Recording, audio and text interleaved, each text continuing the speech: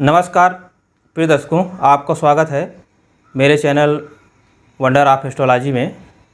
Video थोड़ा लंबा ज़रूर है लेकिन अत्यंत रोचक है, इसलिए इसे अंत तक ज़रूर देखिएगा। आज का विषय है कि राजनीति की सफलता में लग्न का क्या महत्व। इसके लिए मैं सीधी ज़िले में जो सफल राजनेता हुए हैं किन लग्नों में उनका जन्म हुआ है उसको आधार बना करके और उदाहरण के तौर पर मैं आपको समझाऊंगा। तो सीधी ज़िले में जो राजनेता हुए हैं, वैसे तो लगभग बहुत सारे लग्नों में सफल राजनेता हुए हैं, पर मैंने यहाँ जो सीधी में सर्वाधिक प्रभाव देखा है वह मिथुन लग्न और सिंह लग्न का देखा है। मिथुन लग्न में यदि आप देखें तो यहाँ कुमार अर्जुन सिंह जी जो कि धुरंधर राजनेता थे और उनका जन्म मिथुन लग्न में हुआ था।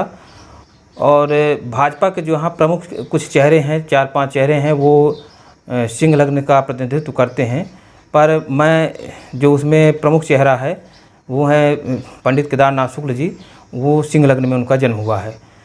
आज हम मिथुन लग्न से कुमार अर्जुन सिंह एवं सिंह लग्न से केदारनाथ शुक्ल जी का 2 उदाहरण हम लेंगे। तो दर्शकों, यहाँ पर एक बात का ज़रूर ध्यान रखिएगा कि यहाँ पर 2 व्यक्तियों का तुलनात्मक विश्लेषण मैं नहीं कर रहा हूँ, जबकि 2 लग्न मिथुन लग्न और सिंह लग्न का मैं समझाने का प्रयास करूँगा।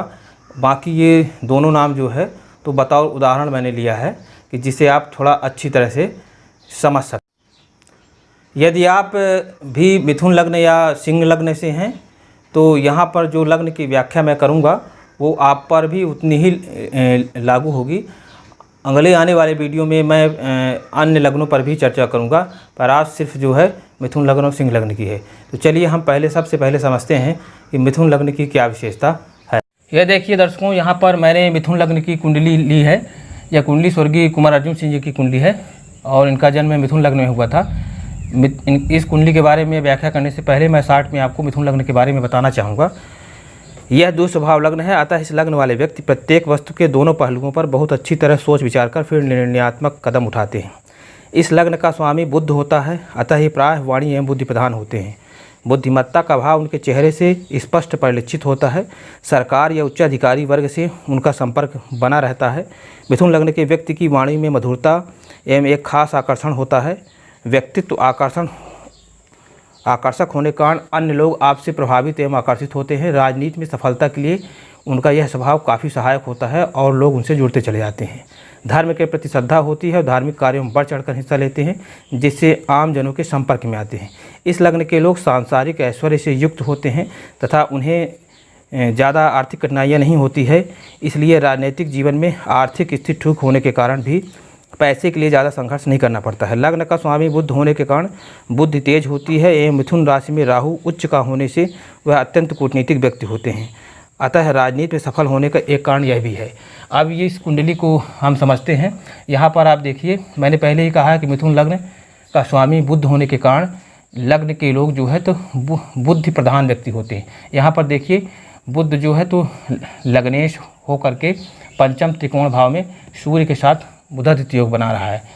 ये 5वां भाव जो है तो विद्या का बुद्धि का भाव है। आप उच्च शिक्षित थे और काफ़ी कुशाग्र बुद्धि के थे। दूसरी बात जो है तो इस कुंडली की जो सबसे बड़ी प्रमुख विशेषता है वह राहु है। राहु 10वें भाव का राहु राजनीति का बहुत बड़ा कारक माना जाता है। ख़ास तौर पे यदि मिथुन लग्न हो और 10वें भाव पर राहु हो, मीन राशि पर बैठा हुआ है। राहु कूटनीति का सबसे बड़ा कारक ग्रह है। और यहाँ पर आप देखिए कि आपकी 1975 में राहु की महादशा शुरू हुई और 1993 तक चली। इन 18 वर्षों में आप देखिए 1975 के बाद पहली बार 1977 में आप नेता प्रतिपक्ष हुए, 3 बार मुख्यमंत्री रहे, केंद्रीय मंत्री रहे, राज्यपाल रहे और कांग्रेस के राष्ट्रीय उपाध्यक्ष भी रहे। 1993 में राहु की महादशा ख़त्म हो गई। तो ये मैंने एक उदाहरण आपको दिया जो मैंने आप चर्चा की थी आपसे कि सिंह लग्न की और मिथुन लग्न के बारे में। तो आने वाले आगे मैं आपको सिंह लग्न की कुंडली जो है तो बताता हूँ। जब आप सभा के आरंभ होने के पहले और लोगों के इंतज़ार में बैठे होते हैं लोग एक एक करके आते जाते हैं। ऐसे में कोई आता है तो लोगों को हाथ जोड़कर और खाली स्थान देखकर बैठ जाता है। तो कुछ लोग सीधे आते हैं और अपने जान पहचान वाले के पास बैठ जाते हैं। कुछ लोग भीड़ से डरे डरे से आते हैं और हाल के कोने में दीवार के साथ बैठ जाते हैं। वहीं ऐसे समय में एक व्यक्ति ऐसा भी आता है जो न तो किसी प्रकार की जानबूझकर मुस्कुराहट जाहिर करता है, ना ही वह हाथ जोड़ता है, लेकिन लोगों का ध्यान, हाल में बैठे हुए लोगों का ध्यान बरबस उसकी ओर चला जाता है। एक तीव्र इच्छा पैदा होती है उसको ध्यान से देखने की। ऐसा नहीं है कि वह व्यक्ति कुछ अलग किस्म के कपड़े पहने हुए है या देखने में बहुत सुंदर है, लेकिन उसमें कुछ ऐसी विलक्षणता होती है, उसके व्यक्तित्व में कुछ ऐसा आकर्षण होता है कि आपकी नज़र उसकी तरफ चली ही जाती है। ज़्यादा उसके चेहरे मुस्कुराहट नहीं होती है, वह तो जहाँ बैठना चाहता है बस एक नज़र में स्थान को चुन लेता है और सीधा वहाँ पर बैठ जाता है। उसके चेहरे में कोई विशेष भाव नहीं होता है, फिर भी उसके व्यक्तित्व में एक आकर्षण होता है कि आप आकर्षित हो जाते हैं उस तरफ। ऐसा व्यक्ति यदि आपको हाल में या किसी भी सभा में दिखे तो आप समझ जाइएगा वो व्यक्ति सिंह लग्न का है। ये देखिए, यहाँ पर मैंने पंडित केदारनाथ शुक्ल जी की कुंडली ली है। आपका जन्म सिंह लग्न में हुआ था। तो सिंह लग्न की चरित्रगत विशेषताएं क्या हैं, पहले इसको आप जान लीजिए। सिंह लग्न का स्वामी सूर्य है और सूर्य जो है तो गृहराज होने के साथ साथ एक तेजस्वी ओज युक्त पुरुष का प्रतिनिधित्व करता है। इस लग्न वाले व्यक्ति निर्भीक, उदार व अभिमानी होते हैं। ये सिंह लग्न मैंने यहाँ पर लिख दिया है। इनके चित्त में दृढ़ता, साहस और धैर्य विशेष मात्रा में पाए जाते हैं। सूर्य आत्मकारक ग्रह है।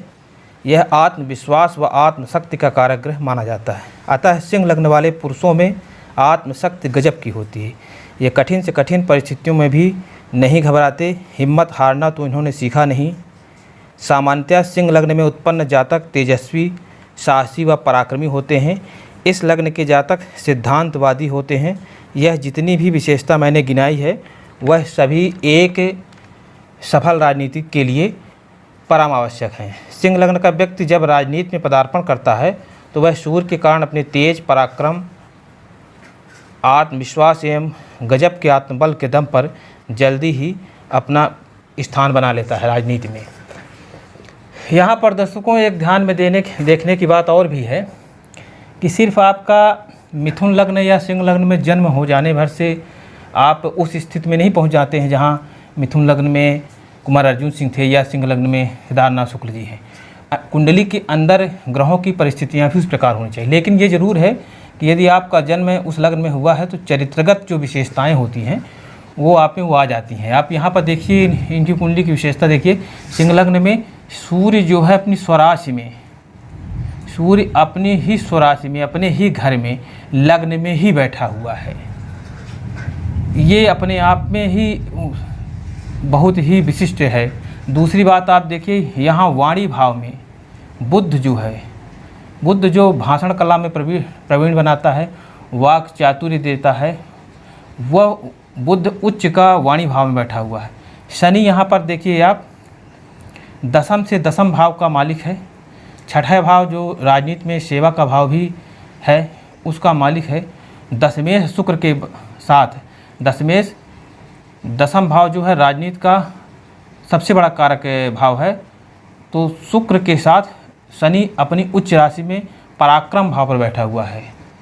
और इस कुंडली में आप ये भी देखिए कि मंगल, सिंह लग्न की कुंडली में मंगल सर्वाधिक योग कारक होता है, क्योंकि चतुर्थ केंद्र का और पंचम त्रिकोण, पंचम से नहीं, ये नवम है, नवम त्रिकोण का स्वामी होता है। दो स्थानों को स्वामी होकर के मंगल यहाँ राहु के साथ पाँचवें त्रिकोण भाव में जो है तो गुरु की राशि में बैठा हुआ है। ये देखिए आप यहाँ पर जो मंगल भी काफ़ी बली है, और गुरु जो है अपनी उच्च राशि में 12वें भाव पर बैठा हुआ है। इनकी कुंडली में आप जब नवमांश चक्र देखेंगे तो वहाँ भी आपको बहुत अच्छी स्थितियाँ मिलेंगी। तो ये 2 कुंडलियाँ मैंने आपको बताई, मिथुन लग्न की और सिंह लग्न की। इनसे आप जो है तो अन्य इस जो फलादेश को आप अन्य जो मिथुन लग्न और सिंह लग्न की कुंडलियाँ हैं उनमें भी लगा करके आप देख सकते हैं।